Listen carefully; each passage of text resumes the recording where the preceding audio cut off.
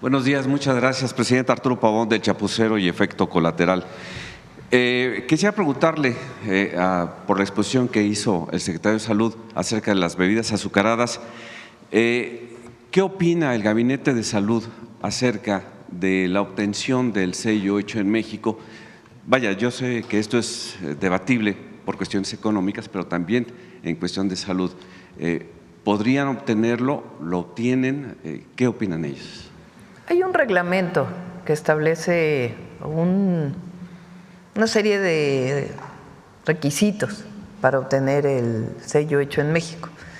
Si se cumple con los requisitos, pues la Secretaría de Economía lo otorga.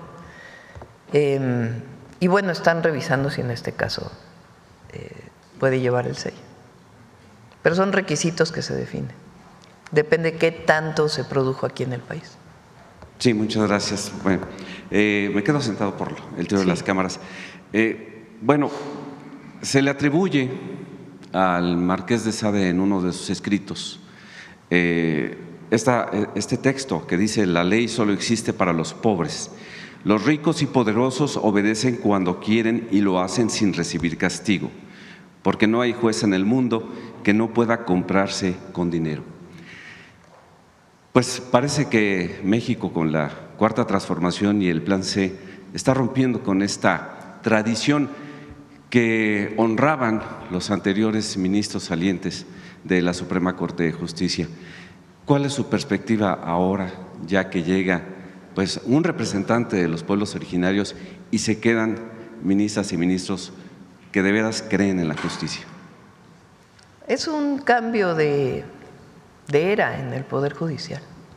Es una transformación muy profunda, muy profunda. No hay ningún otro país en el mundo que haya hecho una transformación así del Poder Judicial, y el objetivo que tiene pues es que todos los que forman parte y todas las que forman parte del Poder Judicial respondan a la gente, que no respondan a un interés particular, a un privilegio, que no se corrompan, que no sea el poder o el dinero que domine el Poder Judicial, sino la justicia, la impartición de justicia. Y va a ser mucho mejor este Poder Judicial que el anterior, por el solo hecho de que son elegidos por el pueblo. Y además tienen un reto, que es en efecto demostrar que hay impartición de justicia en México. Y creo que lo van a cumplir. Así que es un buen momento para el país.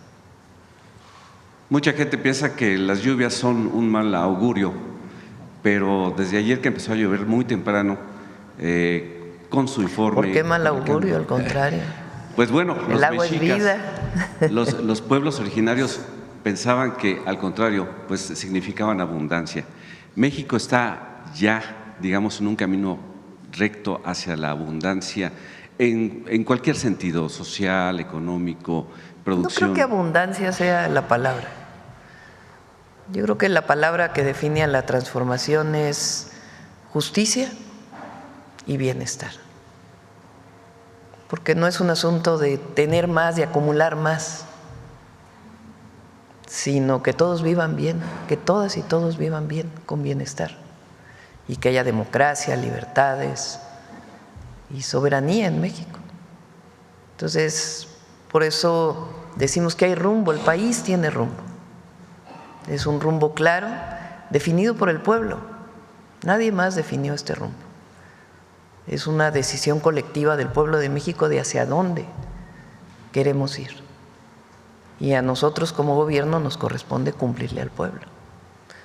Entonces es un buen momento, es un momento estelar en nuestra historia. La gente está contenta y nos toca cumplir a todas y a todos. Ayer pues las perspectivas de la Cuarta Transformación y el Plan C se cumplieron, ya teniendo 3 poderes, ahora sí de la Unión, no 2 y 1, que hacía lo que quería. En ese sentido, pues la la oposición está muy alarmada porque pues, se está promoviendo en la 4T la reducción de las plurinominales, y también ayer vimos que pues, Alejandro Moreno, presidente del PRI, desesperado ante una incapacidad de diálogo por parte de su bancada, optaron por la violencia, aunque sea auditiva, pero fue violencia, aunque ya la había hecho también física anteriormente. Él es acusado de varias situaciones ahí en Campeche, tiene pues algunas acusaciones que ha denunciado la gobernadora Laida Sansores. Él hizo señalamientos, obviamente para acusar al gobierno, a su gobierno de autoritario y una dictadura. Y bueno, esto pues claramente en vistas de que vienen funcionarios de Estados Unidos y pues él quiere hacer muy visible internacionalmente que México va mal. ¿Qué opinión tiene usted? Pues así como que le hagan mucho caso, no, ¿verdad? ¿Cómo dijo Reina aquí? Ya la derecha no pinta. México es un país democrático, libre. Ayer dije, y lo creo, México no se reprime al pueblo. Hay libertad de expresión, hay libertad de reunión, hay libertad de manifestación. Eso, los que ya tenemos más años, sabemos que esa no era la realidad en México. Bueno, mencionó Martí el caso de Nochistlán, que ahora se va a abrir una unidad de medicina familiar. Es que le digo yo centro de salud, pero es unidad de medicina familiar en el caso del ISSSTE y del IMSS. Para los maestros, cuando fue el lugar de la represión, aquella llamada que hizo Claudio X González, no sé si se acuerdan. Digo, para no irnos al PRI de los 70, 60 que ahora vamos para allá, pero sino al más reciente, al del 2012 al 2018, que lo caracterizó, entre otras, la represión a los maestros. Maestros que no estaban de acuerdo con la reforma educativa y que se manifestaban, y que al llamado de Claudio X González en un video viene una represión cruenta, detenciones, y sencillamente los maestros no querían la reforma educativa, la gran mayoría. Pues eso sí era régimen autoritario, ¿no?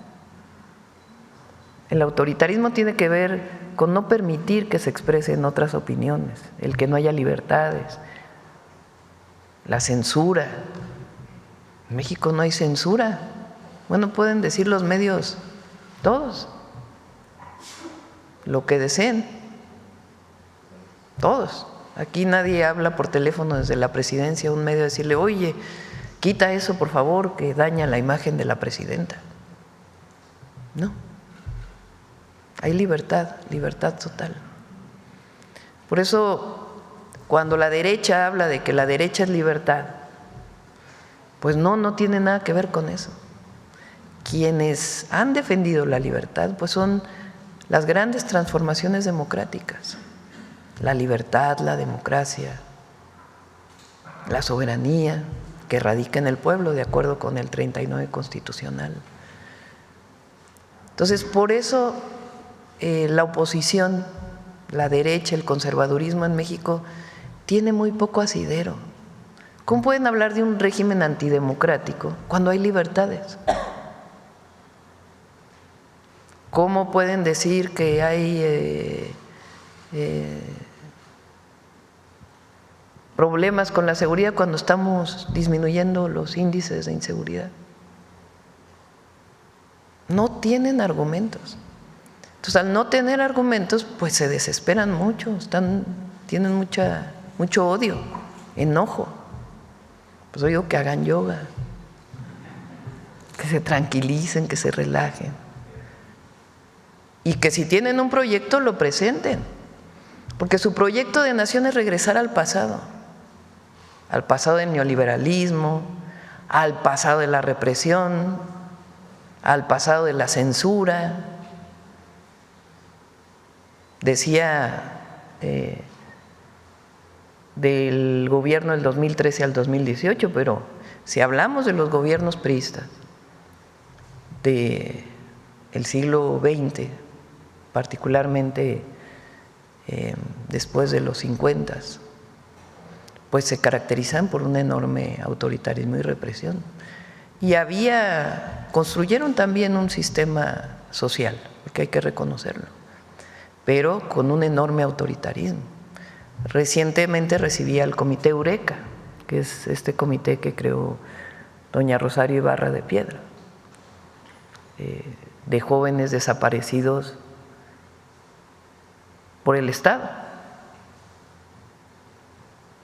que es distinto a la situación que se vive hoy, que lamentablemente está pues vinculada a la delincuencia organizada. Pero en aquel entonces, porque podrían haber violado la ley, podrían haber tomado decisiones que iban contra la legislación de entonces, pero ¿qué se hacía? En todo caso, pues era detenerlos y que tuvieran un juicio. No, se les detenía y se les desaparecía por pensar diferente.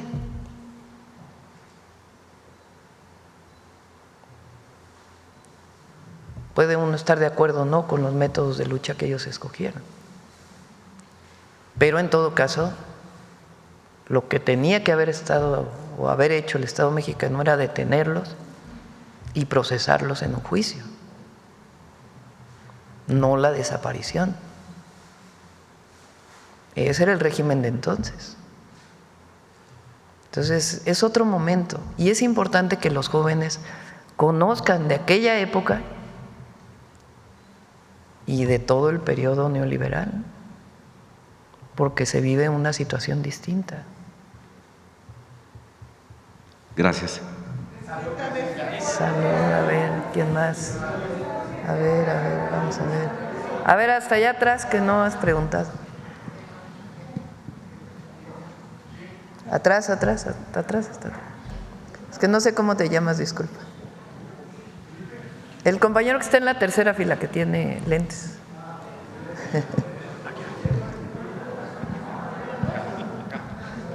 No, acá atrás.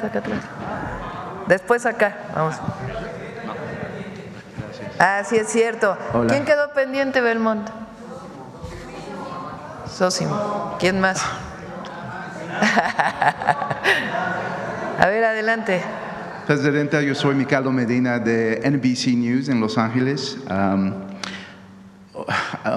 Tres preguntas, pero en mi español pocho, sí se puede. Okay. Usted ha dicho que los Estados Unidos presta a una intervención con respecto a los carteles y usted ha dicho que no. ¿Qué tipo de intervención permite usted? Y si Estados Unidos actúa solo, ¿qué hacer? Estados Unidos no va a actuar solo porque hay un entendimiento. Mañana viene el secretario de Estado del gobierno de los Estados Unidos y se ha estado trabajando desde hace meses en un entendimiento para colaborar en materia de seguridad. ¿Qué planteamos nosotros? Que esta colaboración, esta cooperación tiene que ser cada quien en su territorio. Podemos colaborar en información. Si ellos tienen información de delincuencia organizada en México, la podemos recibir nosotros. Si nosotros tenemos información de delincuencia organizada en Estados Unidos, ellos la reciben. Una colaboración para información, para inteligencia, ellos en su territorio, nosotros en nuestro territorio, a menos que sea acordada de forma común. Investigación, por ejemplo, de cómo vienen los precursores de fentanilo. ¿Vienen todos de Asia o vienen de otros lugares? Que no hay suficiente información sobre ello. En fin, un marco de colaboración y de cooperación. con respeto a nuestras soberanías y a nuestra territorialidad. Un marco de colaboración sin subordinación entre naciones iguales. Eso es lo que hemos estado planteando y ese es el acuerdo, más que acuerdo, porque acuerdo significaría en términos de la política exterior un nivel distinto de entendimiento. Es un entendimiento entre los dos estados, las dos naciones, de cómo debemos cooperar y colaborar. Y en esa perspectiva pues vamos a seguir trabajando conjuntamente. ¿Qué no aceptamos nosotros? Injerencismo, no aceptamos tampoco violación a nuestro territorio, no aceptamos subordinación, sino sencillamente una colaboración entre naciones en igualdad de circunstancias. Ese es lo que hemos puesto sobre la mesa y se ha aceptado. Hay gente en Estados Unidos, recientemente estuvo un senador aquí, que planteó que tiene que haber intervención del ejército de Estados Unidos en México. Nosotros no estamos de acuerdo con eso. Primero, porque no es necesario.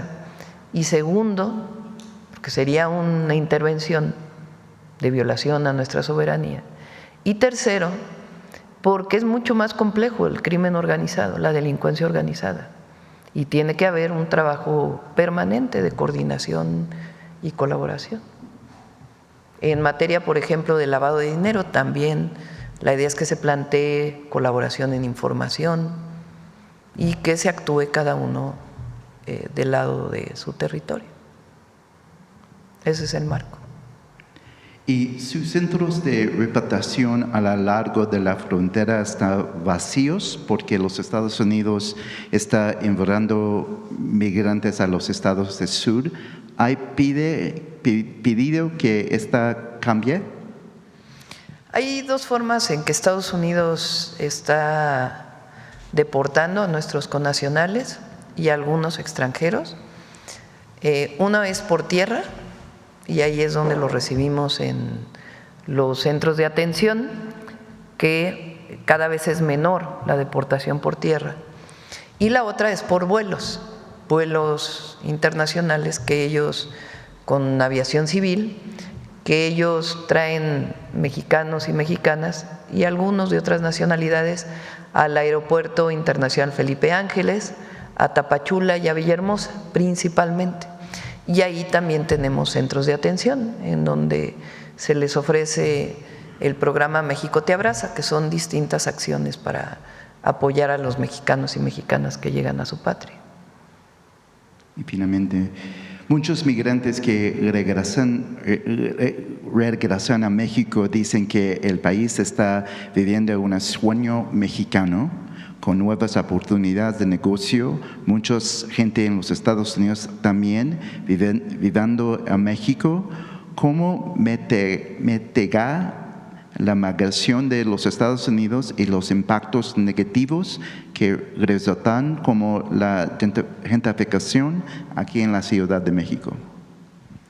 Bueno, a los mexicanos y mexicanas que quieren regresar a su patria, aquí siempre los vamos a recibir con los brazos abiertos.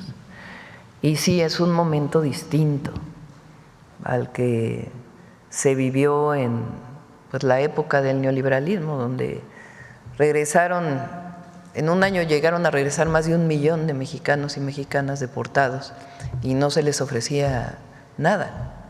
Y si se iban a Estados Unidos era justamente porque aquí no encontraban una manera de sostener a su familia, porque las y los migrantes no se van en general por gusto. Habrá un porcentaje que lo haga de esa manera, pero la gran mayoría se van por necesidad, en busca de mayores oportunidades. Y cada vez hay menos migración de mexicanas y mexicanos. Durante un periodo del sexenio del presidente López Obrador hubo migración, pero principalmente de otras nacionalidades que utilizaban a México como transición de sus países a los Estados Unidos. Pero la migración de compatriotas pues ha disminuido de manera muy importante. Aquellos que quieran regresar, aquí los recibimos siempre con los brazos abiertos. Si algo caracteriza al pueblo de México es su generosidad, mucha generosidad. Y increíblemente, mientras más humildad, más generosidad. Es muy generoso el pueblo de México. Ahora, a los estadounidenses que quieren venir a México, ¿qué se les pide? Primero, respeto a las y los mexicanos, respeto a nuestras leyes. Pero hay muchos que quieren venir a la Ciudad de México y a otros lugares, pues porque México está de moda. Entonces quieren venir a vivir aquí. La jefa de gobierno que está haciendo pues un mecanismo para que no haya encarecimiento de los servicios en los lugares en donde hay más migración de estadounidenses y también de otras nacionalidades. ¿Y qué les pedimos? Pues respeto a las mexicanas y a los mexicanos, porque están llegando a un país que les abre las puertas y que cumplan con nuestras leyes. Vamos a ver aquí al compañero y luego acá. Buenos días, Presidenta. Juan Felipe Parado, transmitiendo desde la frontera. Bueno, mire, algo muy importante que está pasando ahí en la frontera y en los municipios es lo siguiente: las comunidades indígenas están siendo volteadas, las están volteando a ver los gobiernos. Le voy a dar un ejemplo bien rápido antes de hacer mi pregunta.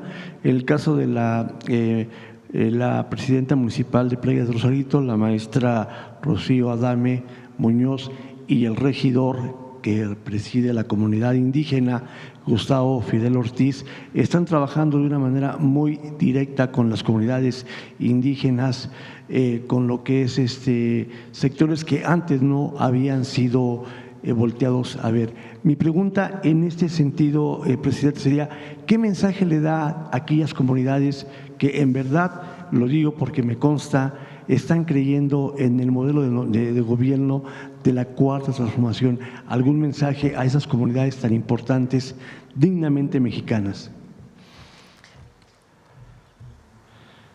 Hay, digamos, yo diría 3 acciones muy importantes que ha tomado la Cuarta Transformación desde el presidente López Obrador con respecto a los pueblos y comunidades indígenas y afromexicanas. Lo primero son los planes de justicia. Son planes que se construyen con una comunidad o con un pueblo indígena o afromexicano junto con el gobierno, y ahí se determina qué medidas, qué acciones tomar. No solamente de escuelas, hospitales, caminos, obras de infraestructura social, sino también regresarles tierras y derechos de agua. Esto no hay, fuera del general Lázaro Cárdenas, otra historia similar. Y va acompañado de algo muy simbólico, que es el perdón por las atrocidades del pasado que cometió el Estado mexicano en su momento. Entonces, eso coloca a las comunidades y a los pueblos de una manera distinta. Segundo, el cambio constitucional, el reconocimiento de los pueblos y comunidades como sujetos de derecho público. Es decir, una comunidad indígena no tenía reconocimiento a menos que tuviera una propiedad comunal o ejidal en el derecho agrario. Pero como comunidad tú no podías presentar a la corte o a no eras reconocido como sujeto de derecho. Hoy sí, y además con todos sus derechos, todos los derechos, y el derecho también a gobernarse de la manera que ellos elijan. Y el tercero que estamos haciendo ahora es que por primera vez hay presupuesto directo a los pueblos y a las comunidades indígenas. Siempre hubo presupuesto federal que ejerce la federación, presupuesto estatal que ejercen los estados y presupuesto municipal que ejercen los municipios. Ahora hay otro nivel, que es el presupuesto que se le otorga directamente a las comunidades y a los pueblos indígenas y afromexicanos. Este año son casi 13,000 millones de pesos y queremos que siga aumentando este monto. Es decir, es presupuesto público que se entrega. y ellos en asamblea determinan quién lo ejerce, cómo se ejerce. Las tesoreras son mujeres siempre, mujeres indígenas, y ellos determinan en qué proyecto lo quieren implementar. Entonces, no existía en la historia de México. Yo he dicho que en todas las transformaciones, en la independencia no hubo reconocimiento de los pueblos, en la Constitución del 24, en la del 57 tampoco, en la del 17 sí, porque se reconocen las tierras comunales, pero no se reconocen a los pueblos indígenas como tal. Es hasta la cuarta transformación que llega a la Constitución la historia, el origen, con sus derechos. Entonces, y además, agréguenle que el presidente de la Corte es indígena, reivindica su origen. Entonces, es un momento muy importante para las comunidades y los pueblos, y nosotros tenemos que seguir apoyando porque lamentablemente es donde históricamente se ha concentrado más la pobreza. Desde la colonia, que fueron empujados fuera de sus tierras a las tierras más altas, desde entonces hasta, digamos que el general Lázaro Cárdenas tuvo la entrega de tierras, porque es donde realmente se hace la reforma agraria, aunque se había aprobado en la Constitución del 17, y ahora que hay un reconocimiento. Entonces, es muy… es uno de los grandes logros de la transformación y hay que seguir trabajando. Entonces, eso le da mucha fuerza también a las comunidades. Ok, Presidenta. Bueno, hay otro tema muy importante. Me pidieron en diversas plataformas que le agradeciera a usted esa importante clínica que hay en Tijuana, donde ya se lleva a cabo labor de cirugía de cataratas, diálisis. La gobernadora María del Pilar Ávila Olmeda, en coordinación con usted y el secretario de Salud, pues lograron dar esa clínica que da mucho beneficio a la gente en aquella región. Le mandan agradecimiento a muchas personas que ya han sido operadas de ese problema. Y ya por último, Presidenta, le quiero dar la buena noticia, quizás usted esté enterada, pero ya Tijuana por muchos años se decía que era una ciudad sucia.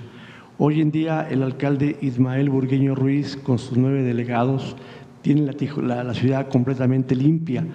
Se han dedicado a plataformas para poder recarpetar, alumbrado público. Bueno, está la gente muy contenta ahí en Tijuana.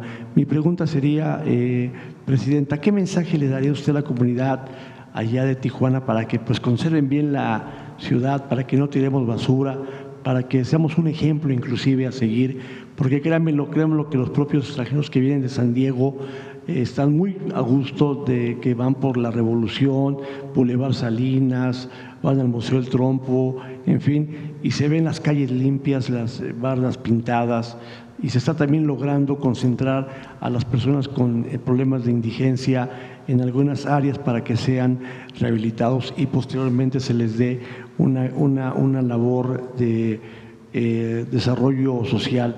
Eso es lo que el alcalde Ismael Burgueño Ruiz ha implementado ahí en Tijuana. ¿Qué mensaje les daría a usted, Presidenta? Bueno, les platico que a partir de este viernes voy a todo el país a una rendición de cuentas.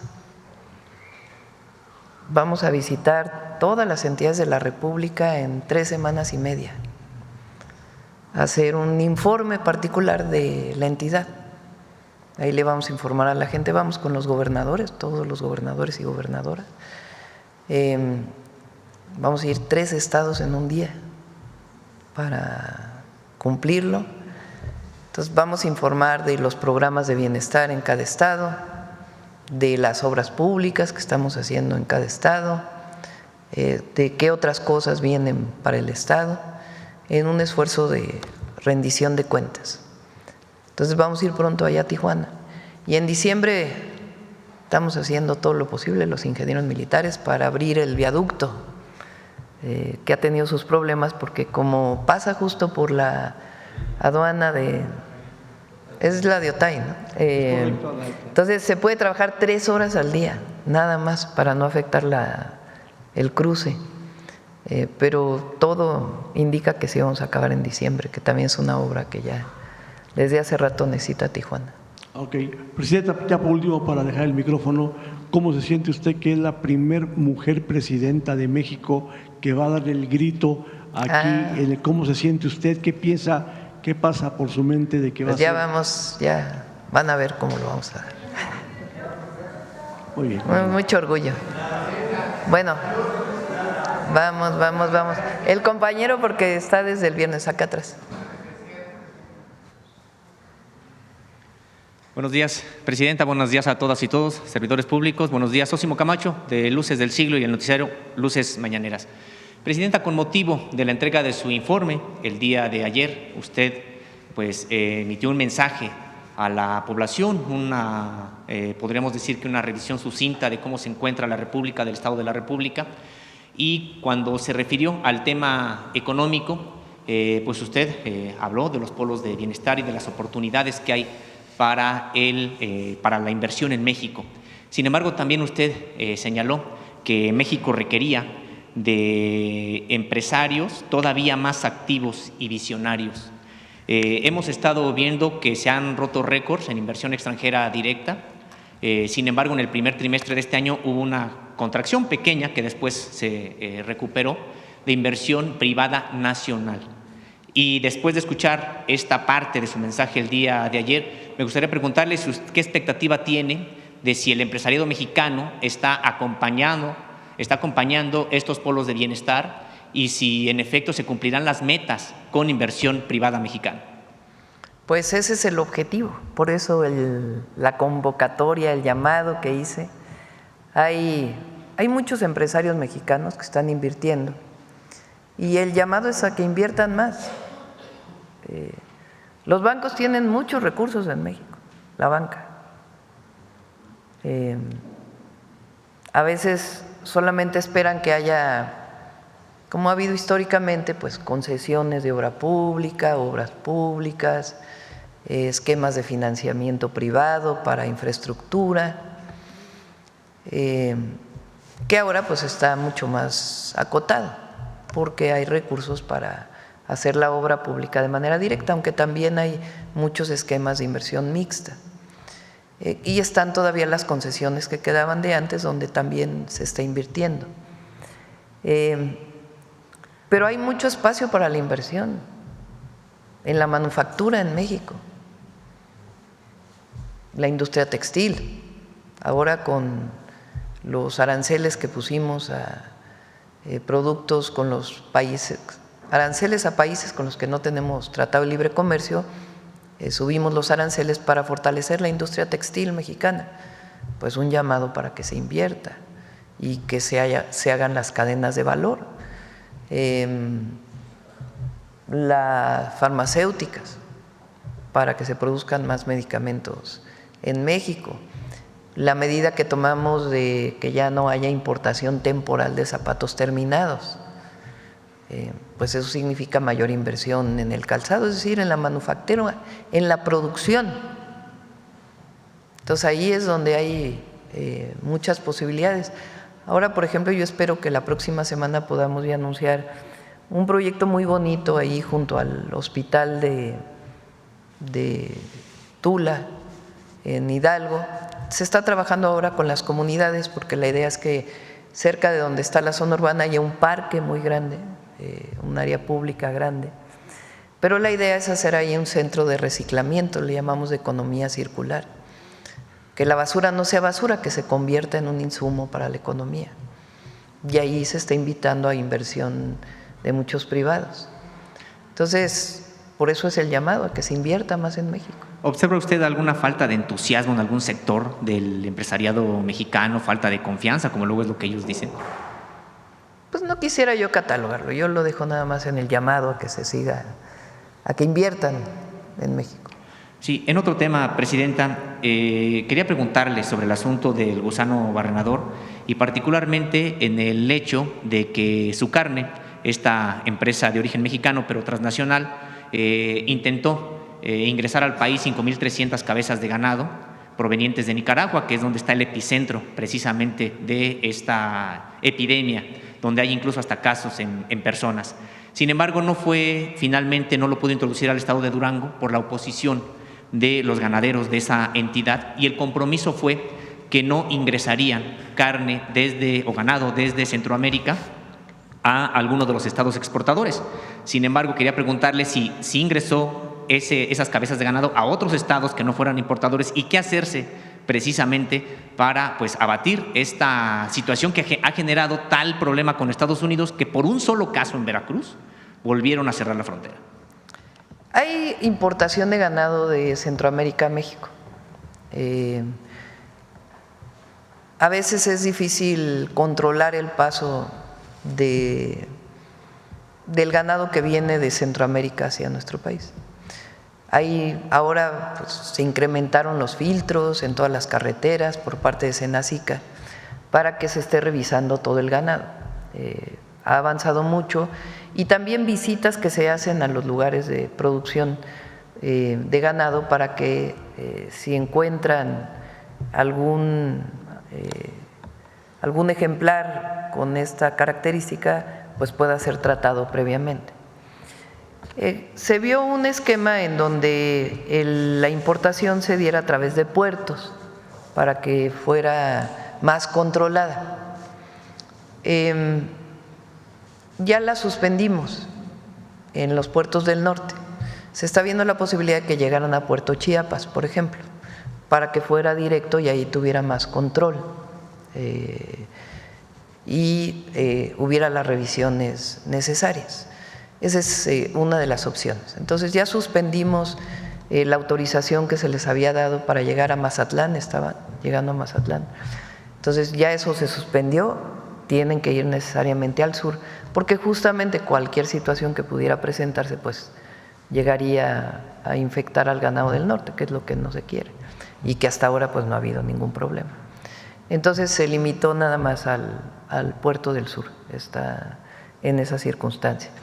Y ahora lo que vamos a anunciar, ahora que vaya a Sonora, Coahuila y Durango, después lo vamos a hacer en Chihuahua y en Tamaulipas, es un esquema de producción de carne para nuestro país, que es parte del Plan México, de que en vez de que haya ganado de exportación, pues que se produzca aquí con todos los mecanismos de sanidad necesarios. Entonces, ya tenemos ese plan, ya tenemos ese proyecto, ya hay recursos definidos y me esperaría pues a presentarlo allá en esos estados, porque me comprometí con los gobernadores y los ganaderos de esos estados que lo íbamos a anunciar allá. Sí, solo para que me quede claro, Presidenta, entonces digamos que el ganado que proviene de Sudamérica solamente puede ingresar a Puerto Centroamérica, Chiapas. sí. Centroamérica, Ahora ¿no? sí, se suspendió cualquier entrada que pudiera haber por otros puertos. Puerto Chiapas, que está prácticamente pegado a la frontera con Guatemala. Y entonces ahí pues hay mucho más control. Presidenta, usted apenas la semana pasada pues anunció aquí, junto con otros servidores públicos, pues un hecho que resulta escandaloso y que tiene que ver con las pensiones, hasta por $1 millón de algunos pues funcionarios, directivos de empresas del Estado mexicano, un hecho que realmente ha generado mucha indignación, algunos de 700,000 pesos, pero es aquella de $1 millón de pesos, es impresionante. $1 millón de pesos mensuales. Mensuales. Es impresionante el nivel, digamos, de displicencia con el que usaron los recursos públicos y que hasta la fecha, bueno, porque es legal, como usted lo explicó precisamente, pues incluso siguen con este tipo de canonjías. Sin embargo, bueno, pues hay en contraste, una gran masa de mexicanos, mexicanas, trabajadores que vieron conculcados sus derechos durante el periodo neoliberal, porque no solamente fue el congelar en la realidad los salarios mínimos, sino además prácticamente generar todo tipo de contratación en la precariedad, sin derechos de ningún tipo, sin tener la posibilidad de hacer antigüedad, lo que sabemos que ocurrió en términos generales. Entonces, pues muchas personas hoy están en una situación muy complicada. Hay ahora la posibilidad de esta pensión para adultas personas mayores que viene a paliar esta situación, pero muchos trabajadores y trabajadoras prácticamente se fueron sin que la empresa para la cual trabajaron les restituyera algo. Quiero presentarle el caso hoy de una mujer adulta mayor que fue despedida de manera injustificada por el Consejo Mundial de Boxeo. Ella inició un litigio como correspondía en ese sentido y con lo que se encontró fue incluso con 3 laudos laborales que reconocían que tenía la razón, que había sido despedida de manera injusta, sin embargo no le restituían sus derechos. En el colmo del asunto, y para resumir esta situación, se le invitó a que firmara un documento para renunciar a los derechos a los que tenía, a los que le confería la ley. Ella, probablemente ignorando mucho de lo que estaba ocurriendo y ya cansada después de litigar 15 años este asunto, decidió firmar esto, el renunciar a sus derechos. Le dieron menos de la mitad de lo que le correspondía y ninguna otra situación.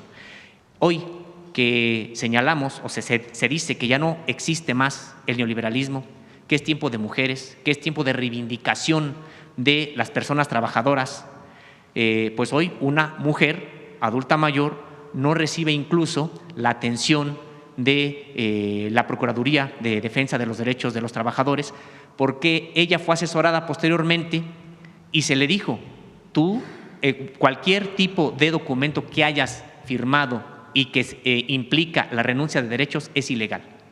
Ella está buscando entonces ahora que se le cumpla esta restitución de derechos, y no es un caso aislado, de manera desafortunada. Son 200,000 los que están rezagados en tribunales federales laborales.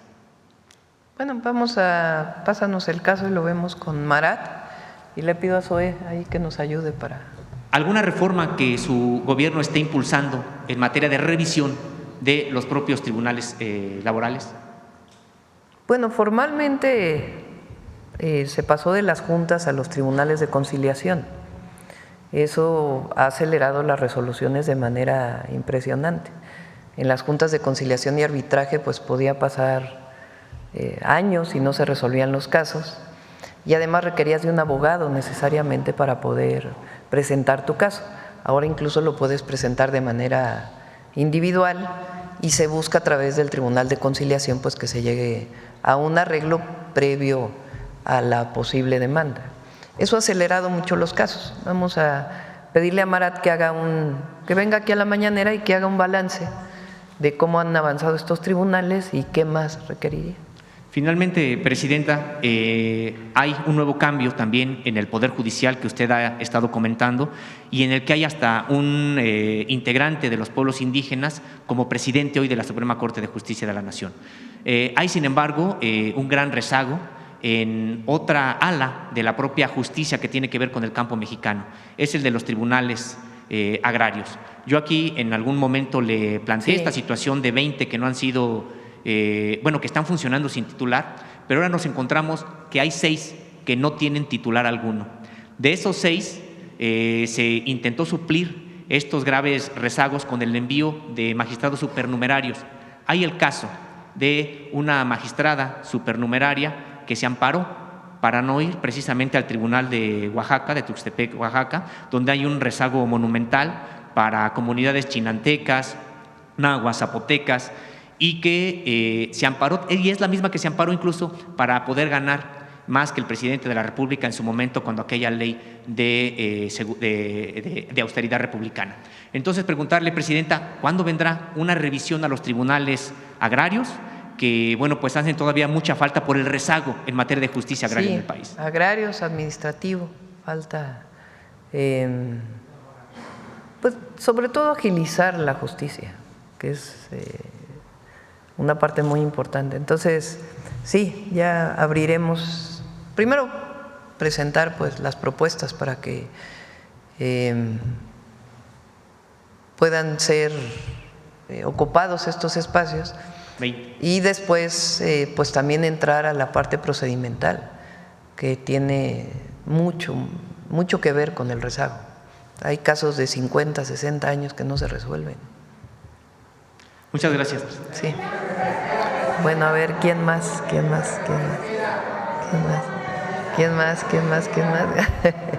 Ahora vamos con Carlos y luego acá con Nancy. Buenos días a todas y todos. Carlos Navarro, de Heraldo Media Group. Presidenta, ¿cómo generar conciencia en los hogares mexicanos cuando lo primero que a veces se encuentran en el desayuno los niños y las niñas es un refresco? Pues esta campaña que vamos a hacer. El otro día les conté eso, ¿no? Que en Xochistlahuaca que fui, me iba caminando muy lento porque me iba saludando la gente y alcancé a ver una botella de refresco en una mesa. Y le dije a la familia, oigan, ¿por qué toman refresco? No, ya sabemos que nos hace mucho daño, pero es que es muy rico. Así me contestaron. Entonces, hay que hacer mucha conciencia de que el daño no es que puedas subir de peso. No es un tema de que te veas bien, no. Es un tema de salud pública, de que el impacto del consumo de azúcar en esas cantidades de manera diaria provoca diabetes, hipertensión y enfermedades gravísimas como por ejemplo las enfermedades del riñón. Ahora que hemos estado yendo a visitar los hospitales, yo no sabía, reconozco mi ignorancia en ese sentido. Pregunté al doctor Kersenovich, a los médicos, ¿por qué se requieren en México tantas salas de hemodiálisis? O sea, ¿por qué en la gente no funcionan los riñones? Y yo pensé que a lo mejor era un tema de contaminación del agua o de alguna otra. Me dijeron, no, son esencialmente los refrescos. Entonces ahí fue donde, si uno sabía que las bebidas azucaradas causaban daño, pues imagínense la cantidad de salas de hemodiálisis que tenemos que construir para poder atender a la gente. La gente cuando tiene, bueno, ellos lo pueden explicar mejor, a lo mejor, doctor, cuando se daña el riñón, pues no hay de otra más que la limpieza de la sangre de manera artificial. No sé si lo quiere explicar, doctor, porque usted sabe más de esto que yo. No, cuando avanza ya a etapas donde el riñón no funciona, entonces hay que dializarlos. Diálisis quiere decir lavar la sangre para descontaminarlo. Hay dos maneras. Una es por vía peritoneal, por el abdomen, en donde se pone un catéter y se intercambia el líquido. Y otra es a través de las venas, en donde se hace el intercambio. ¿Y eso qué implica?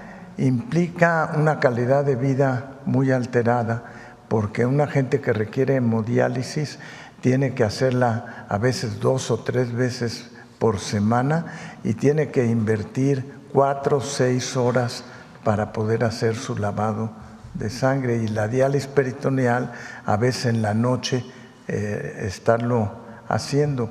Entonces implica calidad de vida muy mala y se pierden por lo menos 10 años de vida en que llegue uno a requerir una diálisis. Preguntarle, Presidenta, ¿qué tan complejo fue llevar 28 millones de medicamentos en menos de 2 semanas con las rutas de la salud? ¿Qué significa con los señalamientos? Incluso ayer lo decía que se les acusaba de que no había abasto de medicamentos. ¿Qué representa esto, Presidente? Pues la verdad es que nos da gusto que encontremos el mecanismo a través del cual distribuir los medicamentos. El IMSS tiene un mecanismo muy, digamos, sofisticado de distribución de medicamentos, porque ellos tienen un sistema digital. Bueno, ¿por qué no lo explicas, Zoe, para que no? Claro, muchas gracias. Presidenta, sí, efectivamente en el IMSS y con mucho énfasis en los últimos años se han ido generando estos sistemas, desde los cuales primero se planea la demanda, se planea cuántos medicamentos va a requerir una unidad de medicina familiar o un hospital de las claves que utiliza. A partir de eso se participa en la compra consolidada se compran los medicamentos en conjunto para todas las instituciones y ya una vez que se hace esta compra, también en el mismo sistema se van cargando los contratos y de manera automática se van haciendo lo que llamamos órdenes de suministro o órdenes de reposición. Es decir, cuando en una unidad se identifica que su inventario ya es menor de 2 meses del consumo que se calculó para promedio de un mes, entonces sale directamente la orden de reposición. Esto es en el mismo sistema que tiene esta trazabilidad, llega al proveedor y a su vez a quien va a distribuir estos medicamentos. De esa manera es como se pueden llevar ya sea al almacén, a un almacén central del IMSS o un almacén del IMSS en una de las delegaciones, se tiene un almacén en cada estado por lo menos, y de ahí a las unidades.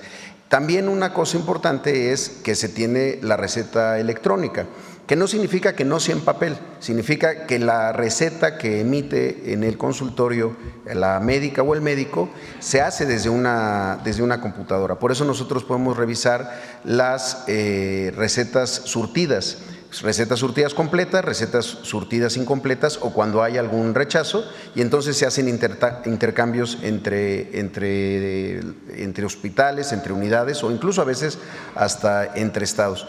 Esto se dice así muy rápido, pero ha sido mucho trabajo de implementación, de adaptación de los propios trabajadores en los almacenes, en las farmacias y en los consultorios, que permite pues prever cuando algún medicamento en el futuro próximo va a hacer falta, y entonces se emite esta orden de necesidad que se cubre pues con todos los mecanismos que hemos trabajado juntos, tanto de compra como de distribución. Gracias. Presidenta, con el primer… Eso es en el IMSS. ISSSTE tiene un mecanismo muy similar.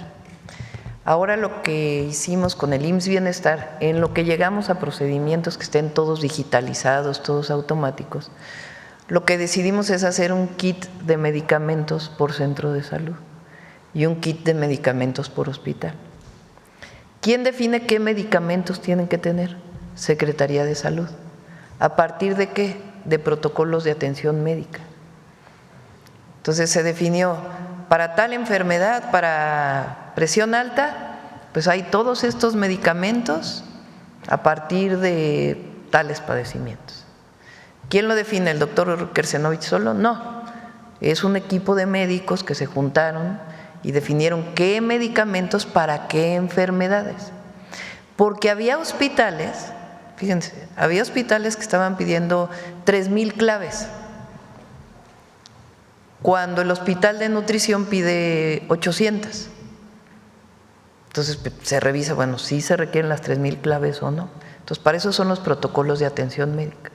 Entonces el IMSS Bienestar, como todavía no tiene desarrollados todos estos sistemas, recuerden que el IMSS Bienestar surgió hace 2 años realmente. Entonces, como todavía no desarrollamos todas esas capacidades que nos están ayudando, evidentemente el IMSS es una de las tareas de Eduardo Clark, que es su especialidad, desarrollar todos estos sistemas, pues lo que decidimos es, se requieren tantos medicamentos, esos medicamentos completos, el kit, va a ir al centro de salud cada mes. Si a lo mejor le sobra el medicamento, pues es preferible que sobre el medicamento a que falte y se va ajustando en todo caso cada mes. Este esquema, que parece muy sencillo, nos llevó un tiempo el diseño, y además pues las camionetas que llevan los medicamentos, definir las rutas, cuáles son las rutas que tienen que seguir, cuáles son los almacenes donde deben guardarse, si se guardan en los almacenes, si van de Huehuetoca directo a otro almacén o van de Huehuetoca directo al centro de salud. Por ejemplo, los oncológicos, se tomó la decisión que todos los oncológicos del IMSS Bienestar vayan directo de Huehuetoca a los centros de salud, a los institutos que atienden cáncer, que ya no pasen por almacenes, porque ahí pues había más tiempos, más burocracia. Entonces estas medidas que hemos tomado nos están permitiendo ser más eficientes. Claro, todo esto no se podría hacer si no se hubiera hecho la compra de medicamentos de manera adecuada, como ya se hizo. Entonces es muy bueno pues que tengamos ya definido el método, y en todo caso a través de este método pues vamos a ir evaluando. las problemáticas. Entonces, y agradecer a todos, porque realmente muchísima gente que participó, muchísimos. ¿Cuánta gente habrá participado, Eduardo? Más de 5 o 6 mil personas en todo este proceso. Entonces, agradecer a todos, y muy ordenados y muy organizados.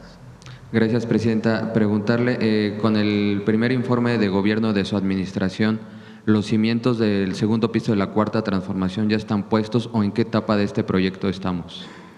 Bueno, digamos que los cimientos los puso el presidente López Obrador, el primer piso, y nosotros vamos al segundo piso.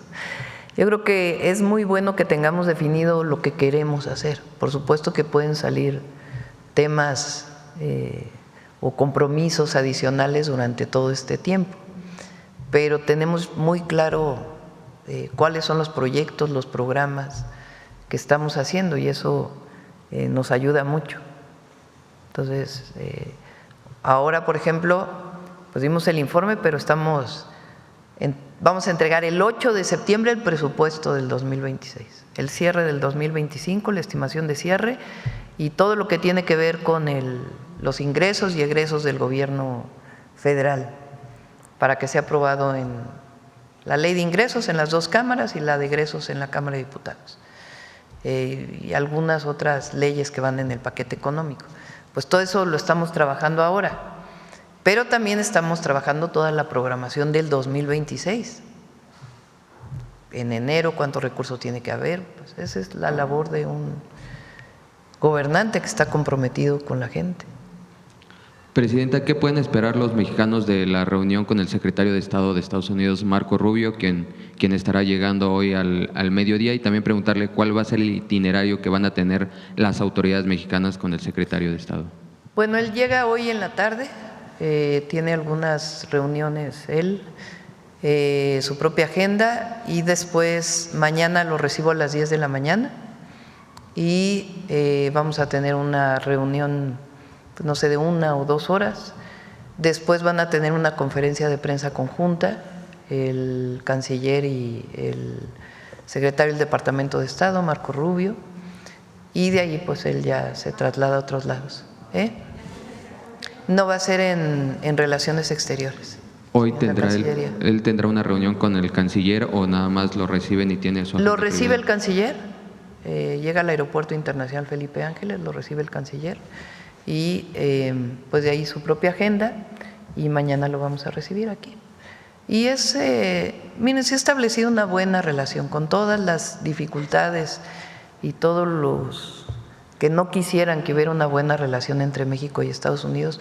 Nosotros siempre tenemos que buscar una buena relación con Estados Unidos, porque es nuestro país vecino, porque allá viven cerca de 40 millones de mexicanos de 1, 2, 3, 4 generaciones, porque tenemos muchas cosas en común, porque somos socios comerciales.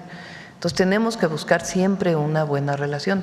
Habrá momentos de mayor tensión, de menor tensión, de temas en los que no estemos de acuerdo, pero tenemos que buscar una buena relación. Y la reunión de mañana creo que va a mostrar eso, una relación de respeto y al mismo tiempo de colaboración. Y ya por último, en el marco del respeto a nuestra soberanía. Gracias. Y por último, preguntarle, disculpándome por el tiempo con mis compañeros, ¿qué características debe de tener el Poder Judicial que ayer se renovó? Incluso la semana pasada se publicó una encuesta del Heraldo donde 7 de cada 10 personas buscaban que se mejorara el Poder Judicial, principalmente, obvio, en la impartición de justicia. Pues eso. Fíjense, tanto que se habla del Estado de Derecho. ¿Qué quiere decir el Estado de Derecho? Que se cumpla con las leyes. Claro, hubo un momento en que las leyes no estaban hechas para el beneficio de la gente, ¿verdad?, o de la nación. Y ahora cada vez más se recuperan leyes al servicio del pueblo, que recuperen la soberanía y los derechos del pueblo de México, pero que sea pareja la justicia.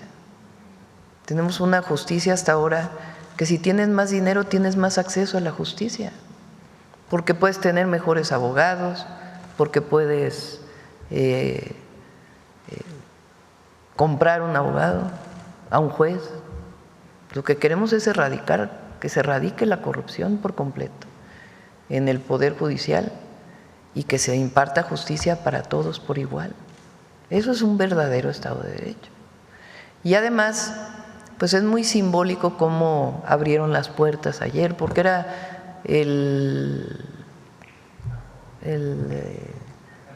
búnker.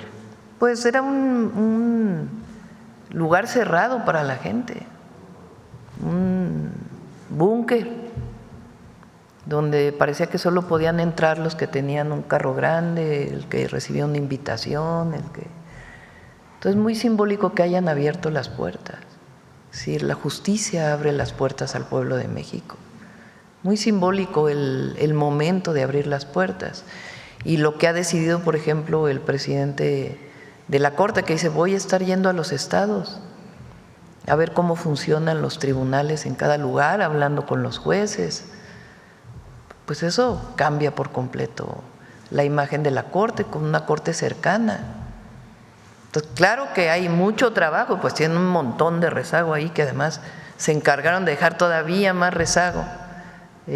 Hay muchísimo trabajo, y tienen pues que ir disminuyendo ese rezago, pero que haya justicia para todos y para todas. Muchas gracias, buen día a todas y todos. Bueno, gracias. Ya vamos a cerrar porque… Gracias, presidenta. Buenos días. Nancy Flores, de la revista Contralínea. Buenos días a todas y a todos. Presidenta, ayer que presentó su primer informe de gobierno, destacaba usted pues este hecho de que México es el segundo país con menos desigualdad en América, solo por debajo de Canadá, y esto pues nos lleva a la reflexión, y eso le quisiera preguntar acerca de la experiencia que tuvimos en los 36 años de neoliberalismo, donde se promovió exactamente lo contrario. Esta brecha de desigualdad creció porque justo los procesos de privatización y de concesión de lo público hacia lo privado generó a los grandes oligarcas. La mayoría de las grandes riquezas en este país se forjaron a partir del remate de nuestros bienes nacionales. Entonces, ¿cuál es su reflexión al respecto? Había la teoría del neoliberalismo escrita es que si había apoyo a los de arriba, a las grandes fortunas, a los empresarios, a los inversionistas, es decir, que el Estado debía apoyar a los inversionistas, y que si eso ocurría, esa riqueza que se generaba arriba iba a gotear abajo. Esta es una teoría escrita, no es una retórica de quien no estábamos de acuerdo con ese modelo, sino está escrito. Entonces, ¿qué ocurrió? Pues si das más dinero a quien más dinero tiene, pues se concentra más la riqueza. Es obvio. Pero la idea era la contraria. La otra idea es que el Estado se tenía que ir retirando prácticamente de todas sus funciones, con excepción de aquella que tenía que ver con generar las condiciones para la inversión, que sí es una función de los gobiernos, obviamente.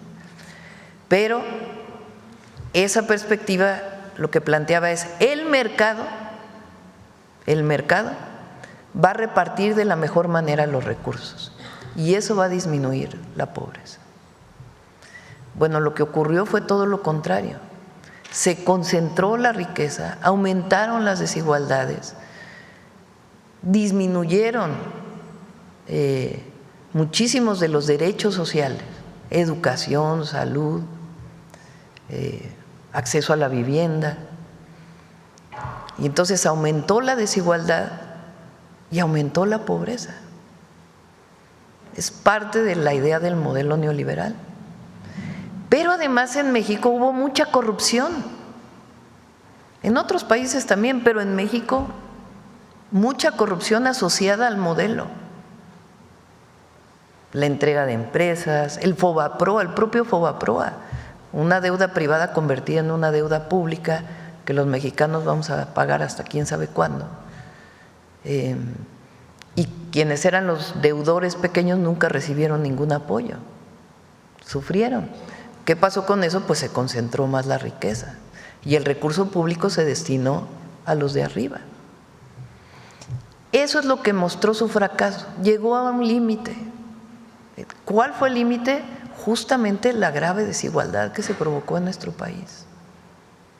La virtud que tiene México es que el cambio fue pacífico. No tuvo que haber más que convencimiento de la gente de que había que cambiar ese modelo y que no podía ser que los gobiernos siguieran apoderados de un sector, que el poder económico tuviera el poder político. Entonces, el triunfo de López Obrador, del presidente López Obrador en el 18, muestra ese hartazgo. Pero lo increíble es que se presenta un nuevo modelo que da oportunidad a la iniciativa privada, extranjera y nacional, porque no es que se diga ahora todo lo va a hacer el Estado, no. Es decir, el Estado no puede renunciar a una de sus funciones, que es la redistribución de la riqueza. ¿Cómo se hace esa redistribución de la riqueza? Aumentando el salario mínimo. Bueno, ya hasta Fox dijo que se equivocó, ya le reconoció a López Obrador que qué bueno que aumentó el salario mínimo. Porque claro, cuando los salarios eran bajísimos y toda la riqueza se concentraba en un lado, pues entonces no había redistribución. Al aumentar los salarios, pues hay una redistribución. Al quitar el outsourcing, hay reparto de utilidades con los trabajadores, hay mayor redistribución. Pero además los programas de bienestar, todas y todos los mexicanos, todas y todos, sin distinción, tienen una pensión alimenticia. No hay hoy una adulta o adulto mayor, a menos que por alguna razón no reciba la pensión, que pase hambre. ¿Eso qué es lo que hace? Redistribuye la riqueza.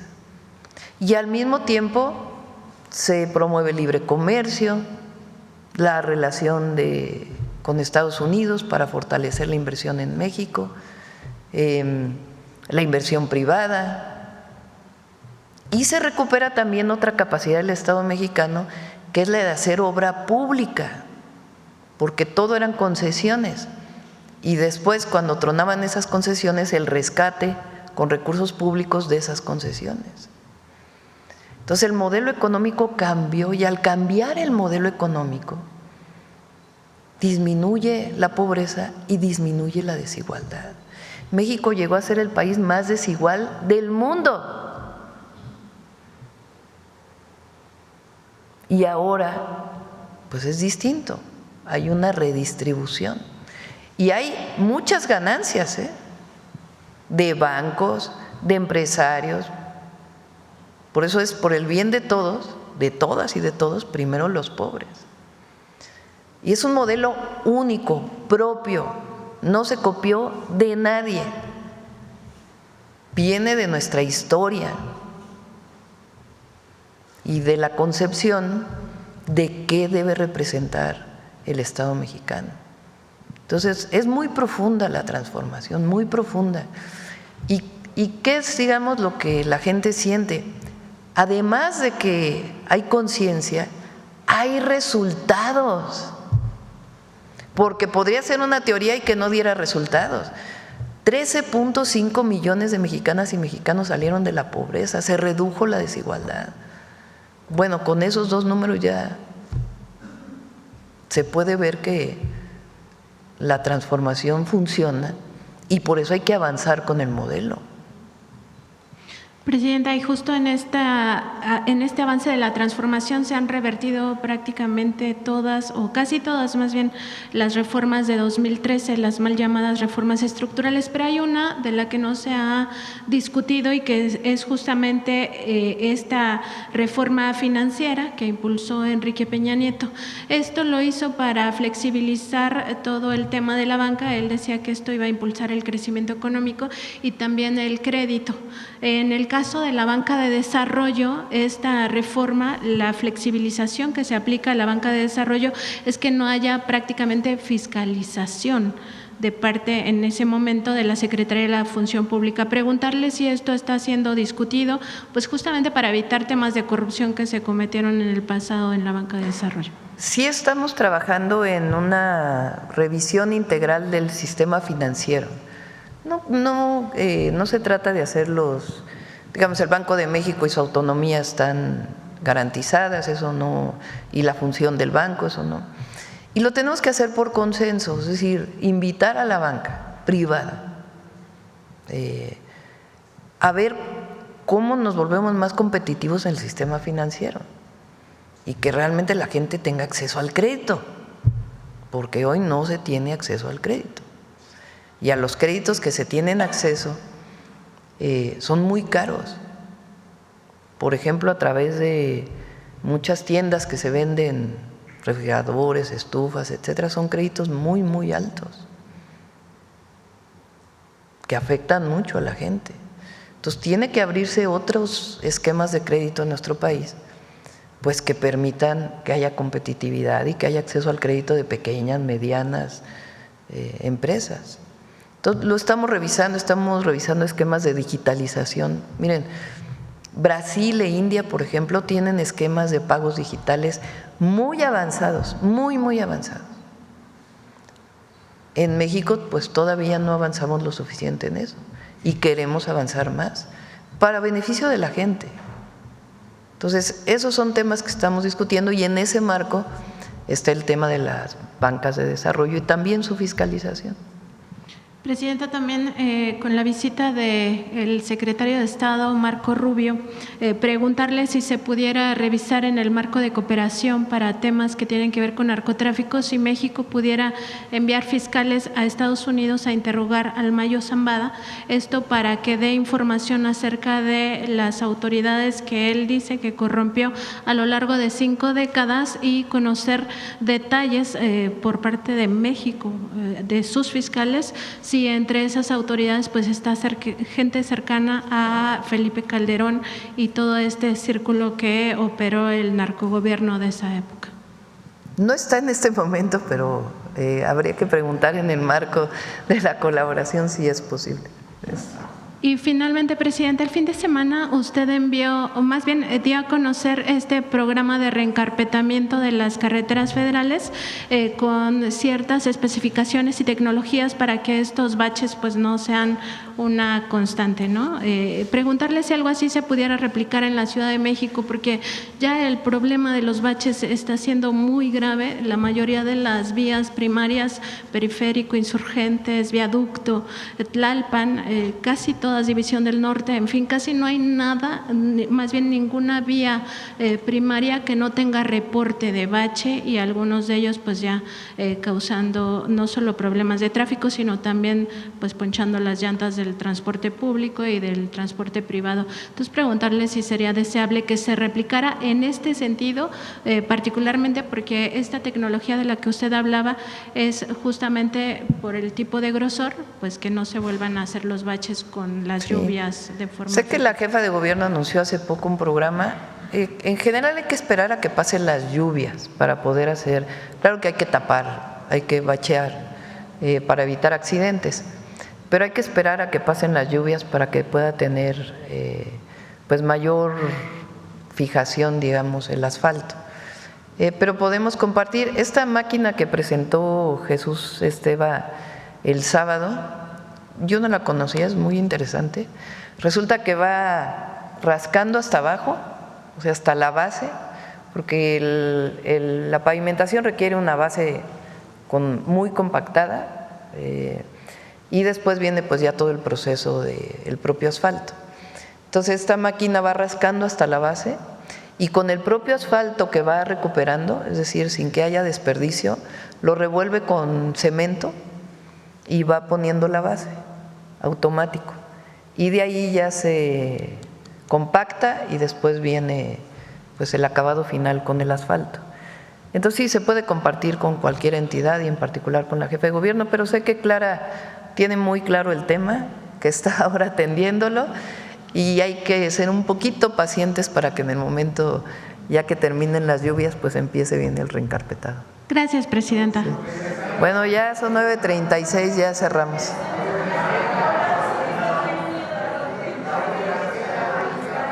Cerramos hoy, ya mañana.